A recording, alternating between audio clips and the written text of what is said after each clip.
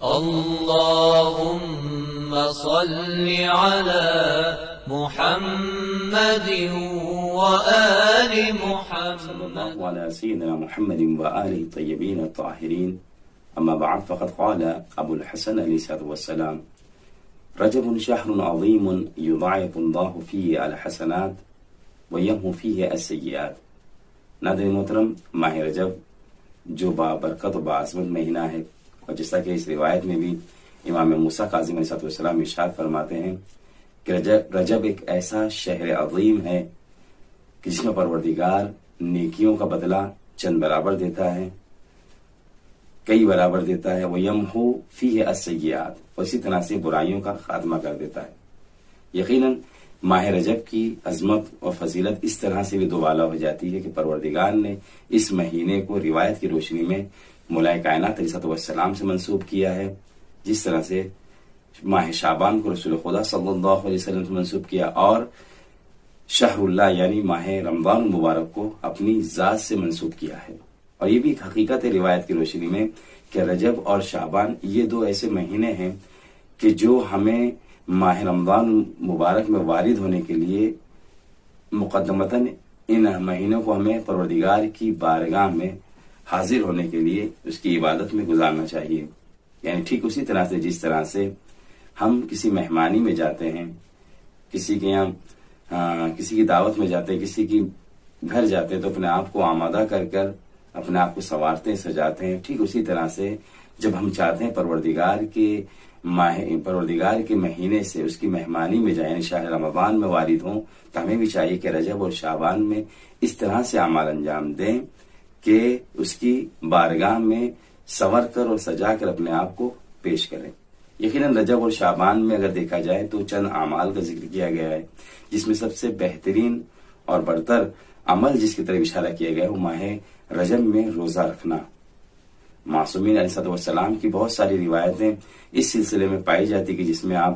بیان فرماتے ہیں کہ روزے کی کیا فضیلت ہے، انسان اگر ماہ رجب میں روزہ رکھے تو اس کا کیا اجر پروردگار اسے عطا کرے گا۔ لہذا خود رسول خدا صلی اللہ علیہ وسلم سے روایت ہے کہ آپ فرماتے کہ اِنَّ فِی الْجَنَّةِ نَهْرًا يُقَالُ لَهُ رَجَب فَمَأْوَاهُ أَشَدُّ بَيَاضًا مِنَ اللَّبْنِ وَأَحْلَى مِنَ الْعَسَلِ مَنْ صَامَ يَوْمًا مِنْ رَجَبٍ شَرِبَ مِنْهُ۔ رسول خدا صلی اللہ علیہ وسلم ارشاد فرماتے ہیں کہ بے شک جنت میں ایک نہر ہے کہ جس کو رجب کے نام سے یاد کیا جاتا ہے، اور آپ اس کی صفتیں اس طرح سے بیان کرتے ہیں کہ یہ نہر دودھ سے زیادہ سفید، البتہ بعض روایت میں اشد بیاضن من اللبن اور بعض میں من الثلج یعنی برف سے زیادہ سفید، اور اس روایت میں جس میں نے آپ کے سامنے پیش کی اس میں رسول خدا فرماتے ہیں اشد بیاضن من اللبن کہ دودھ سے زیادہ سفید ہے اس نہر کی خاصیت، اور اسی طرح سے شہد سے زیادہ میٹھی ہے، کہ یہ اجر اس کے لیے ہے کہ جو ماہ رجب میں ایک دن روزہ رکھے۔ یعنی جو شخص ماہ رجب میں ایک روزہ رکھے گا، رسول خدا کی اس روایت کے مطابق وہ اس نہر سے جسے رجب کے نام سے یاد کیا جاتا ہے جنت میں، اس سے سیراب ہوگا، اس سے اپنی تشنگی دور کرے گا۔ اسی طرح سے رجب کے لیے یہ بھی ملتا ہے کہ جناب نوح علیہ السلام کہ جس دن کشتی پہ سوار ہوتے ہیں اس دن رجب کی پہلی تاریخ ہوتی ہے، لہٰذا آپ اپنے ساتھ سوار ہونے والوں کو یہ حکم دیتے ہیں کہ آج تم لوگ روزہ رکھو، اس لیے کہ جو شخص آج کے دن روزہ رکھے گا پروردگار اسے اگلے سال رجب تک اس کا اجر دے گا۔ یہی نہیں بلکہ آپ نے مزید فرمایا کہ جو شخص ماہ رجب میں 7 روزے رکھے گا پروردگار جہنم کے 7 دروازوں کو اس کے لیے بند کر دے گا اور وہ جنت میں جائے گا۔